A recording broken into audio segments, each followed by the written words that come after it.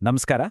ಭಾರತದ ಸಂವಿಧಾನ, ಅದರಲ್ಲಿ ಒಂದು ಕಾನೂನು ಹೇಗೆ ಹುಟ್ಟುತ್ತೆ ಅನ್ನೋದಿದೆಯಲ್ಲ, ಅದೇ ಒಂದು ದೊಡ್ಡ ಕಥೆ.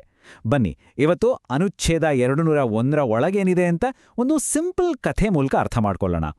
ಶಂಕರಜ್ಜ ಮತ್ತು ಅವರ ಮೊಮ್ಮಕ್ಕಳ ಜೊತೆಗಿನ ಈ ಮಾತುಕಥೆ ಈ ಕಷ್ಟದ ವಿಷಯವನ್ನ ಎಷ್ಟು ಸುಲಭ ಮಾಡುತ್ತೆ ಅಂತ ನೀವೇ ನೋಡಿ.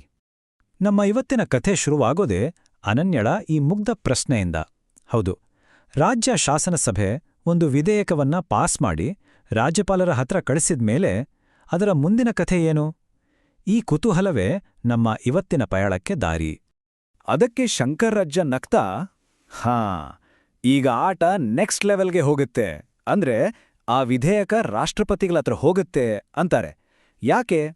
ಕೆಲವೊಂದ್ಸಾರಿ ಒಂದು ವಿಧೇಯಕ ಏನಾದ್ರೂ ನಮ್ಮ ಹೈಕೋರ್ಟ್ನ ಅಧಿಕಾರಕ್ಕೆ ಕತ್ರಿ ಹಾಕೋ ಹಾಗಿದ್ರೆ ಅಥವಾ ನಮ್ಮ ಸಂವಿಧಾನದ ಮೂಲ ಆಶಯಗಳಿಗೆ ವಿರುದ್ಧವಾಗಿದ್ರೆ ರಾಜ್ಯಪಾಲರು ನಾನಿದಕ್ಕೆ ಸೈನ್ ಹಾಕಲ್ಲ, ದೊಡ್ಡವರೇ ನೋಡ್ಕೊಳ್ಳಿ ಅಂತ ರಾಷ್ಟ್ರಪತಿಗಳ ಪರಿಶೀಲನೆಗೆ ಕಳಿಸ್ತಾರೆ ಅಂತನೂ ವಿವರಿಸ್ತಾರೆ. ಸರಿ, ಹಾಗಿದ್ರೆ ರಾಷ್ಟ್ರಪತಿಗಳ ಟೇಬಲ್ ಮೇಲೆ ಬಿಲ್ ಬಂದಾಗ ಅವರ ಮುಂದೆ ಇರೋ ಆಪ್ಷನ್ಸ್ ಏನು? ಸಿಂಪಲ್ ಆಗಿ ಹೇಳೋದಾದ್ರೆ ಎರಡು ದಾರಿ. ಒಂದು, ಎಲ್ಲ ಸರಿ ಇದೆ ಅಂತ ಅದಕ್ಕೆ ಸೈನ್ ಹಾಕಿ ಅದನ್ನೊಂದು ಪಕ್ಕ ಕಾನೂನು ಮಾಡೋದು. ಇನ್ನೊಂದು, ಇದ್ರಲ್ಲಿ ಏನೋ ಸರಿಯಿಲ್ಲ, ಇದನ್ನ ಇನ್ನೊಮ್ಮೆ ನೋಡಿ ಅಂತ ರಾಜ್ಯ ಶಾಸನಸಭೆಗೆ ವಾಪಸ್ ಕಳಿಸೋದು. ಈ ಪ್ರೋಸೆಸ್ ಕೇಳೋಕೆ ಸ್ವಲ್ಪ ಕಾಂಪ್ಲಿಕೇಟೆಡ್ ಅನ್ಸುತ್ತೆ ಅಲ್ವಾ?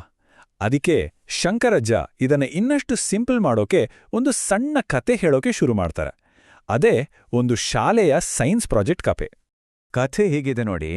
ಅನನ್ಯ, ಮೀರಾ, ರೋಹನ್ ಈ 3 ಜನ ಫ್ರೆಂಡ್ಸ್ ಸೇರ್ಕೊಂಡು ಒಂದು ಸೈನ್ಸ್ ಪ್ರಾಜೆಕ್ಟ್ ಮಾಡಬೇಕು ಅಂತಾರೆ. ಅನನ್ಯ ತಲೆಯಿಂದ ಒಂದು ಸೂಪರ್ ಐಡಿಯಾ ಬರುತ್ತೆ. ಮೀರಾ ಅದಕ್ಕೆ ಒಂದು ಪರ್ಫೆಕ್ಟ್ ಪ್ಲಾನ್ ಮಾಡ್ತಾಳೆ. ಇನ್ನು ರೋಹನ್ ಆ ಪ್ಲಾನ್ ಪ್ರಕಾರ ಒಂದು ಅದ್ಭುತ ಮಾಡೆಲ್ ತಯಾರಿಸ್ತಾನೆ. ಹೀಗೆ 3 ಶ್ರಮದಿಂದ ರೆಡಿಯಾದ ಪ್ರಾಜೆಕ್ಟ್ ಫೈನಲ್ ಅಪ್ರೂವಲ್ಗೆ ಟೀಚರ್ ಹತ್ರ ಹೋಗುತ್ತೆ. ಈಗ ಟೀಚರ್ ಏನ್ ಮಾಡ್ಬೋದು? ಒಂದ್ ಕಡೆ ವಾವ್ ತುಂಬಾ ಚೆನ್ನಾಗಿದೆ ಅಂತ ಪ್ರಾಜೆಕ್ಟ್ಗೆ ಓಕೆ ಅನ್ಬೋದು.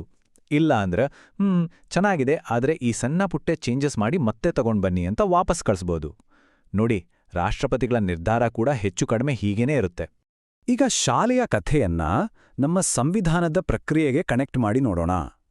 ಟೀಚರ್ ಪ್ರಾಜೆಕ್ಟ್ ವಾಪಸ್ ಕಳಿಸಿದ ಹಾಗೆ ರಾಷ್ಟ್ರಪತಿಗಳು ಒಂದು ಬಿಲ್ ಅನ್ನ ವಾಪಸ್ ಕಳಿಸಿದಾಗ ಅದರ ಜೊತೆ ಒಂದು ಮೆಸೇಜ್ ಕೂಡ ಕಳಿಸ್ತಾರೆ. ಆ ಮೆಸೇಜ್ನ ಅರ್ಥ ಒಂದೇ, ಇದರ ಬಗ್ಗೆ ದಯವಿಟ್ಟು ಇನ್ನೊಮ್ಮೆ ಯೋಚನೆ ಮಾಡಿ, ಚರ್ಚೆ ಮಾಡಿ ಅಂತ. ಇದ್ ಕೇಳಿ ರೋಹನ್ಗೆ ಒಂದು ಡೌಟ್ ಬರುತ್ತೆ. ಅಜ್ಜ, ಹೀಗೆ ವಾಪಸ್ ಕಳಿಸಿದ್ರೆ ಅದನ್ನ ಎಷ್ಟು ದಿನದಲ್ಲಿ ಸರಿ ಮಾಡ್ಕೊಡ್ಬೇಕು? ಏನಾದ್ರೂ ಟೈಮ್ ಲಿಮಿಟ್ ಇದೆಯಾ ಅಂತ. ಅದಕ್ಕೆ ಅಜ್ಜ, ಖಂಡಿತ ಇದೆ ಕಣೋ. ರಾಷ್ಟ್ರಪತಿಗಳು ಬಿಲ್ ವಾಪಸ್ ಕಳಿಸಿದ ದಿನದಿಂದ ಸರಿಸುಮಾರು 6 ತಿಂಗಳೊಳಗೆ ರಾಜ್ಯ ಶಾಸನಸಭೆ ಅದನ್ನ ಮತ್ತೆ ಚರ್ಚೆ ಮಾಡಿ, ಬದಲಾವಣೆ ಮಾಡಿ ಅಥವಾ ಮಾಡದೆ ಹಾಗೇನೆ ಮತ್ತೆ ರಾಷ್ಟ್ರಪತಿಗಳಿಗೆ ಕಳಿಸ್ಬೇಕು ಅಂತ ಕ್ಲಿಯರ್ ಮಾಡ್ತಾರೆ. ಈ ವಿಷಯ ಇನ್ನಷ್ಟು ಚೆನ್ನಾಗಿ ತಲೆಗೆ ಹೋಗ್ಬೇಕುಂಡ್ರೆ ಇನ್ನೊಂದು ಉದಾಹರಣೆ ಬೇಕಲ್ವಾ? ಅದಕ್ಕೆ ಶಂಕರಜ್ಜ ಮತ್ತೊಂದು ಕಥೆ ಶುರು ಮಾಡ್ತಾರೆ. ಈ ಸಾರಿ ಮನೆಯಲ್ಲೇ ನಡೆಯೋ ಒಂದು ಫಂಕ್ಷನ್ ಪ್ಲಾನಿಂಗ್ ಬಗ್ಗೆ. ಕಥೆ ಹೀಗಿದೆ. ಮಕ್ಕಳೆಲ್ಲ ಸೇರಿ ಮನೇಲೊಂದು ಫಂಕ್ಷನ್ ಮಾಡೋಣ ಅಂತ ಒಂದು ಲಿಸ್ಟು, ಒಂದು ಪ್ಲಾನ್ ಎಲ್ಲ ರೆಡಿ ಮಾಡಿ ಅಪ್ಪನಿಗೆ ತೋರಿಸ್ತಾರೆ. ಅಪ್ಪ ಅದನ್ನೆಲ್ಲ ನೋಡಿ, ಇದು ಹೀಗಲ್ಲ, ಹೀಗ್ ಮಾಡಿದ್ರೆ ಚೆನ್ನಾಗಿರುತ್ತೆ ಅಂತ ಕೆಲವು ಸಲಹೆಗಳನ್ನ ಕೊಡ್ತಾರೆ. ಆಮೇಲೆ ಮಕ್ಕಳು ಅಪ್ಪ ಹೇಳಿದ್ದನ್ನು ಚರ್ಚೆ ಮಾಡಿ ಬೇಕಾದ ಬದಲಾವಣೆ ಮಾಡಿಕೊಂಡು ಫೈನಲ್ ಪ್ಲಾನ್ ಅನ್ನ ರೆಡಿ ಮಾಡ್ತಾರೆ. ನೋಡಿ, ಅನುಚ್ಛೇದ 201ರ ಪ್ರೋಸೆಸ್ ಕೂಡ ಹೆಚ್ಚು ಕಡಿಮೆ ಇದೇ ರೀತಿ ಕೆಲಸ ಮಾಡುತ್ತೆ. ಇಷ್ಟೆಲ್ಲ ಕೇಳಿದ ಮೇಲೆ ಮೀರಾ ತಲೆಯಲ್ಲಿ ಒಂದು ಬಲ್ಬ್ ಹೊಳೆಯುತ್ತೆ. ಅವಳು ಹೇಳ್ತಾಳೆ, ಅಜ್ಜ, ಇದು ಸುಮ್ಮನೆ ಡಬಲ್ ಚೆಕಿಂಗ್ ಅಷ್ಟೇ ಅಲ್ಲ, ಇದು ಕೇರ್ಫುಲ್ ಚೆಕಿಂಗ್ ಅನ್ಸ್ತಾ ಇದೆ. ನೋಡಿ, ಅವಳ ಈ ಒಂದು ಮಾತಲ್ಲೇ ಈ ಇಡೀ ಪ್ರಕ್ರಿಯೆಯ ಆಳವಾದ ಉದ್ದೇಶ ಅಡಗಿದೆ. ಮೀರಾ ಮಾತ್ ಕೇಳಿ ರೋಹನ್ಗೂ ಅರ್ಥ ಆಗತ್ತೆ. ಅಂದ್ರೆ ಇಂಪಾರ್ಟೆಂಟ್ ಡಿಸಿಷನ್ ತಗೊಳ್ಳುವಾಗ ಸ್ಲೋ ಅಂಡ್ ಕೇರ್ಫುಲ್ ಆಗಿರಬೇಕು ಅಂತ. ಹೌದು, ಈ ಒಂದು ಸಣ್ಣ ವಾಕ್ಯ ಇದೆಯಲ್ಲ, ಇದೇ ನಮ್ಮ ಸಂವಿಧಾನವನ್ನು ಬರೆದವರ ದೂರದೃಷ್ಟಿ. ಕೊನೆಗೂ ಮಕ್ಕಳಿಗೆ ಈ ಇಡೀ ಪ್ರಾಸೆಸ್ ಯಾಕೆಷ್ಟು ಮುಖ್ಯ ಅಂತ ಸ್ಪಷ್ಟವಾಗುತ್ತೆ. ಯಾವುದೇ ದೊಡ್ಡ ಕಾನೂನು ತರುವಾಗ ಅದನ್ನ ಒಂದೇ ಸಲಕ್ಕೆ ತರೋದಿಲ್ಲ. ಹಲವು ಹಂತಗಳಲ್ಲಿ ಹಲವು ಬಾರಿ ಯೋಚನೆ ಮಾಡಿ ಪರಿಶೀಲನೆ ಮಾಡಲಾಗುತ್ತೆ. ಯಾಕಂದ್ರೆ ದೊಡ್ಡವರ ಅನುಭವಿಗಳ ಪರಿಶೀಲನೆ ಅನ್ನೋದು ಒಂದು ಒಳ್ಳೆ ಕಾನೂನು ಮಾಡಕ್ಕೆ ತುಂಬಾ ಅವಶ್ಯಕ. ಎಲ್ಲ ಕೇಳಿ ರೋಹನ್ ನಗ್ತಾ, ಹಾಗಿದ್ರೆ final boss is equals to ರಾಷ್ಟ್ರಪತಿ ಅಂತಾನೆ. ನೋಡಿ, ಅವನ ಈ ಮಾತು ತಮಾಷೆಗೆ ಅನ್ಸಿದ್ರು ಒಂದು ಕಾನೂನು ಜಾರಿಯಾಗೋ ಕೊನೆಯ ಹಂತದಲ್ಲಿ ರಾಷ್ಟ್ರಪತಿಗಳ ಪಾತ್ರ ಎಷ್ಟು ಮುಖ್ಯ, ಎಷ್ಟು ಪವರ್ಫುಲ್ ಅನ್ನೋದನ್ನ ಎಷ್ಟು ಚೆನ್ನಾಗಿ ಹೇಳುತ್ತೆ ನೋಡಿ.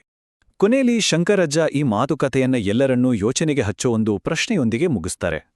ನಮ್ಮ ಜೀವನದಲ್ಲೇ ನೋಡಿ, ಒಂದು ದೊಡ್ಡ ನಿರ್ಧಾರ ತಗೋಬೇಕಾದ್ರೆ ನಾವು ತಕ್ಷಣಕ್ಕೆ ತಗೊಳ್ತೀವಾ ಅಥವಾ ಇನ್ನೊಬ್ರ ಅನುಭವಿಗಳ ಸಲಹೆ ಕೇಳಿ ಯೋಚನೆ ಮಾಡಿ ಮುಂದುವರಿತೀವಾ?